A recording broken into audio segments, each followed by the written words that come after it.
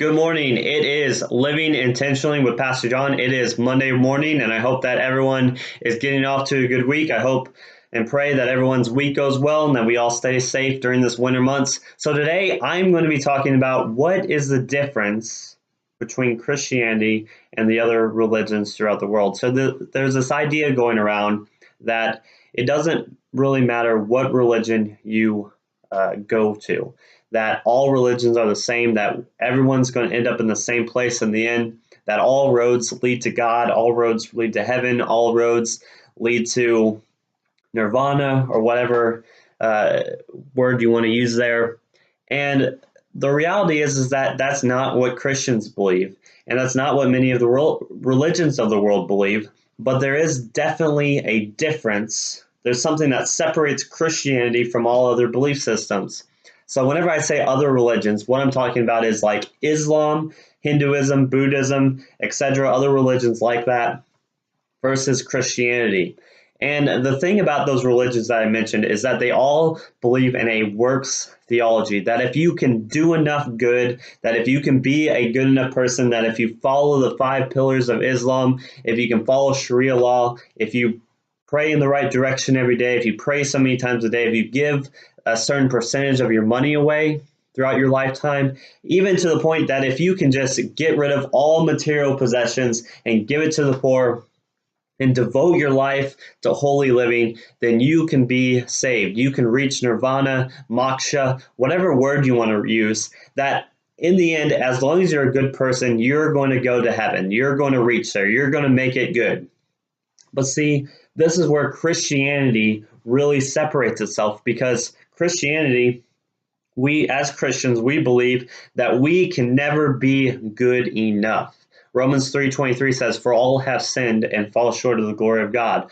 All have sinned. That means every single person throughout the history of the world has sinned. And the problem with sin is that it separates us from God. See, God is perfect, holy. He is far above everything.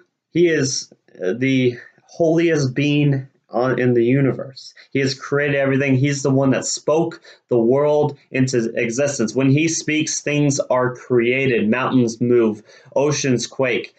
The world is at his command. But see, God in his perfect holiness cannot be where sin is. So the problem with sin, the problem with the fact that all human beings sin, is that the moment we sin, we are eternally separated from God. And that's why we have the Old Testament, and why we have the Old Testament law, why Jesus taught on the law, and why we have the 10 Commandments is because it shows us our need for God. Let's just go down a few of the 10 Commandments real quick. Thou shalt not steal, thou shalt not commit adultery, thou shalt not murder, thou shalt not have any other gods before me. How many of us have ever stolen anything, whether it's a cookie from the cookie jar or anything? Once we've done that, we have sinned. Jesus says, if you look on a woman with lust, or if you look on a man with lust, or anybody with lust, you have committed adultery in your heart. How many of us have ever been angry with someone? Jesus says, if you are angry, you've committed murder in your heart. What this shows us is that we are sinful human beings. We are sinful. We are committing sins that is separating us from God. And the problem with sin is that we cannot do enough to erase this sin from our life. The longer we live, the more sinfulness we have, and the more messy our life gets. And if we look at the world, we see that we live in a terrible world, a world full of sin and darkness, of pain and suffering. But what God did is, since God understands the human condition, God created humanity. And as creator, he said, I desire my creation to know me.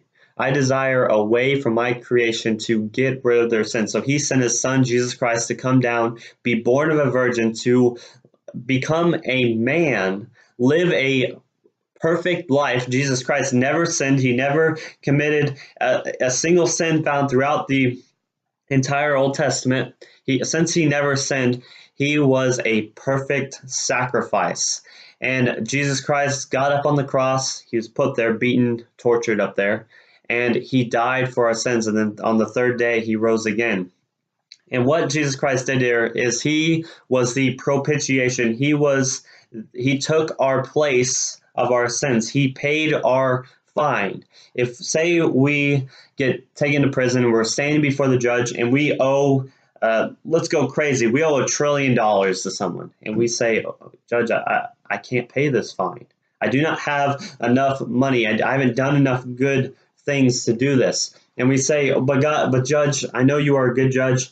Look at my life. I've given money to the poor. I've volunteered at puppy shelters and homeless shelters. I've done all these good things. Can you just erase this fine? And if the judge is a just judge, he's going to say, no, you still owe this, and he's going to take you to jail. But what Christ said is, in his perfectness, he has paid the fine for us. He goes to the judge and he says, here's your $1 trillion.